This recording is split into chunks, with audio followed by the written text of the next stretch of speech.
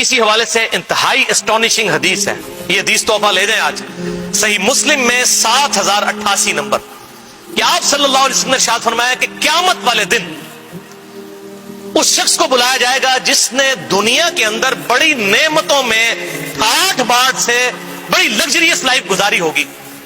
اللہ تعالیٰ اسے بلائے گا کہ بڑی یاشی کی تو نے دنیا کے اندر، مجھے رسپانس نہیں کیا، فرشتوں ذرا اسے ایک غوطہ لگواؤ نا دوزخ کا، ایک غوطہ لگے گا، کہنا نا ایک پھیرا لگے گا، ایک پھیرا ہی انہوں لگنا ہے، ایک غوطہ دوزخ کا لگے گا۔ اللہ تعالیٰ اس سے پوچھے گا کہ اے بندے کیا دنیا کی زندگی میں تو نے کوئی آسائش پائی؟ وہ کہے گا یا اللہ تیری عزت کی قسم میں نے دنیا میں کوئی آسائش نہیں دیکھی، ایک پھیرے کی وجہ سے سب کچھ بھول جائے گا۔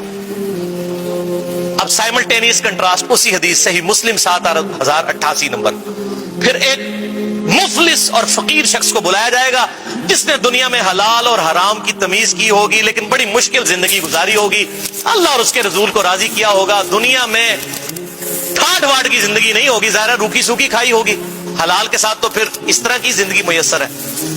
اللہ تعالیٰ کہا فرشتوں ذرا اسے ایک جنت کا پھیرا لگواؤ، فرشتے اسے جنت کا ایک پھیرا لگوائیں گے۔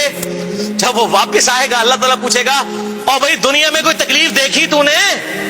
اور کہے گا یا اللہ تیری عزت کی قسم کوئی تکلیف نہیں دیکھی، دنیا تو میری بڑی سخی گزری ہے، کیونکہ رزلٹ آ گیا نا۔ ہمیں بھی یاد ہے جب ہم یونیورسٹی لائف میں پوری رات کو جا کے پڑھا کرتے تھے، جب رزلٹ آتا تھا، پوزیشن آتی تھی تو ہمیں وہ راتیں یاد بھی نہیں رہتی تھی، اس کے بعد جب اچھی نوکری لگی تو اپنی وہ 5 سال کی یونیورسٹی لائف انجینئرنگ یونیورسٹی کی وہ بھی یاد نہیں رہی ہے، کیوں؟ انعام مل گیا۔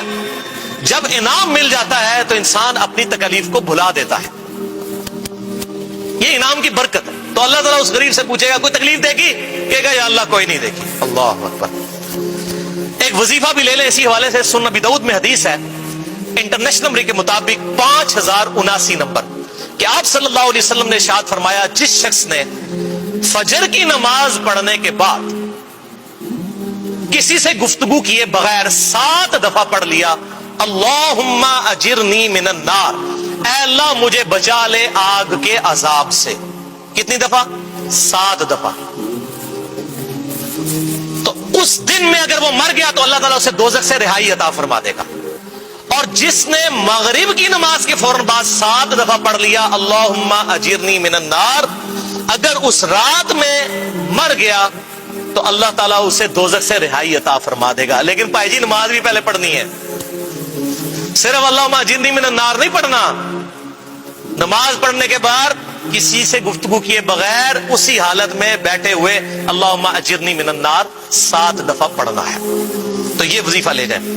تو نماز تو بھائی پڑھنی ہے، صحیح مسلم میں حدیث ہے انٹرنیشنل نمبر کے مطابق 246، جامعہ ترمذی میں موجود ہے کہ انسان کے کفر اور شرک اور ایمان کے درمیان فرق نماز ہے۔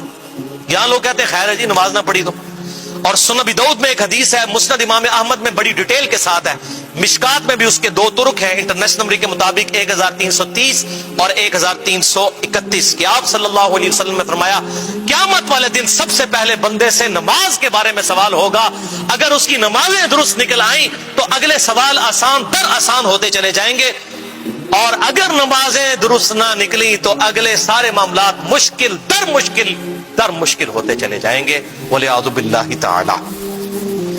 اچھا بخاری اور مسلم میں ایک حدیث ہے کہ قیامت والے دن سب سے پہلے قتل کے مقدمے کا فیصلہ ہوگا، وہ حقوق العباد کا معاملہ ہے، حقوق اللہ میں پہلے فیصلہ ہوگا نماز کا، حقوق العباد میں پہلے فیصلہ ہوگا قتل کے مقدمے کا۔ یہ اس کا آپٹیمل سولوشن بنتا ہے۔